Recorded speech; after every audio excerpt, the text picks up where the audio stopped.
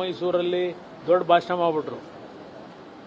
ಹಿಜಾಬ್ನ ಆದೇಶ ಏನಿತ್ತು ಅದೆಲ್ಲ ನೀವು ಹೆಂಗೆ ಬೇಕಾದ್ರೂ ಫ್ರೀ ಮಾಡಿಬಿಟ್ಟಿದ್ದೇನೆ, ಯಾರು ಯಾವ ಡ್ರೆಸ್ ಬೇಕಾದ್ರೂ ಹಾಕ್ಬೋದು, ನಾನು ನೋಡಿ ಪಂಚೆ ಹಾಕ್ತೀನಿ, ಜುಬ್ಬ ಹಾಕ್ತೀನಿ, ನೀವು ನಿಮ್ಗೆ ಏನು ಬೇಕೋ ಹಾಕ್ಬೋದು ಅಂತ ಭಾಷಣ ಮಾಡಿಬಿಟ್ರು. ಯಾವಾಗ ರಾಜ್ಯದಲ್ಲಿ ಅದರ ಬಗ್ಗೆ ಟೀಕೆ ಶುರುವಾಯಿತು, 24 ಗಂಟೆಲ್ಲ ಮಾತು ವಾಪಸ್ ತಗೊಂಡ್ಬಿಟ್ರು. ಇವರಿಗೆ ಮತಕ್ಕೋಸ್ಕರವಾಗಿ ಚುನಾವಣೆಯಲ್ಲಿ ಮತ ಪಡೆಯಲಿಕ್ಕೆ ಕೆಲವ್ರನ್ನ ಖುಷಿ ಕೊಡಿಸ್ಲಿಕ್ಕೆ ತಾತ್ಕಾಲಿಕವಾದಂಥ ಘೋಷಣೆಗಳೇನು ಮಾಡ್ತಾರೆ, ಇದು ಯಾವುದೂ ಅನುಷ್ಠಾನಕ್ಕೆ ಬರಲ್ಲ ಇವರ ನಡವಳಿಕೆಗಳು. ಆದ್ದರಿಂದ ಇವತ್ತು ಈಗಾಗಲೇ ಒಂದು ಬಾರಿಯಲ್ಲೆಲ್ಲ ಹುಬ್ಳಿಯಲ್ಲಿ ಹೇಳಿದ್ರು 10,000 ಕೋಟಿ ಮುಸ್ಲಿಂ ಸಮಾಜಕ್ಕೆ ಮುಂದಿನ ಬಜೆಟ್ ಎಲ್ಲೈತಿ, ಇವ್ರದ್ದು ದುಡ್ಡೆಲ್ಲೈತೆ. ಟ್ಯಾಕ್ಸ್ ದಿನ ಏರಿಕೆ ಮಾಡ್ಕೊಂಡು ದುಡ್ಡು ವಸೂಲಿ ಮಾಡ್ಕೊಂಡು ಕೂತ್ರೆ ಜನಗಳಿಗೆ ಹೊರೆ ಮಾಡಿ ಇವರು ಮುಸ್ಲಿಂ ಕಮ್ಯುನಿಟಿಗೆ 10,000 ಕೋಟಿ ಕೊಟ್ಟಾಯ್ತಾ ಇವರು. ಮೈಸೂರಲ್ಲಿ ದೊಡ್ಡ ಭಾಷಣ ಮಾಡಿಬಿಟ್ರು.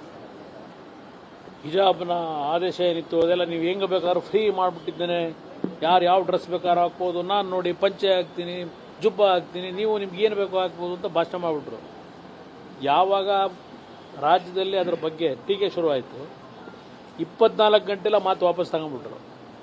ಇವರಿಗೆ ಮತಕ್ಕೋಸ್ಕರವಾಗಿ ಚುನಾವಣೆಯಲ್ಲಿ ಮತ ಪಡೆಯಲಿಕ್ಕೆ ಕೆಲವ್ರನ್ನ ಖುಷಿ ಕೊಡಿಸ್ಲಿಕ್ಕೆ ತಾತ್ಕಾಲಿಕವಾದಂಥ ಘೋಷಣೆಗಳೇನು ಮಾಡ್ತಾರೆ, ಇದು ಯಾವುದೂ ಅನುಷ್ಠಾನಕ್ಕೆ ಬರಲ್ಲ ಇವರ ನಡವಳಿಕೆಗಳು.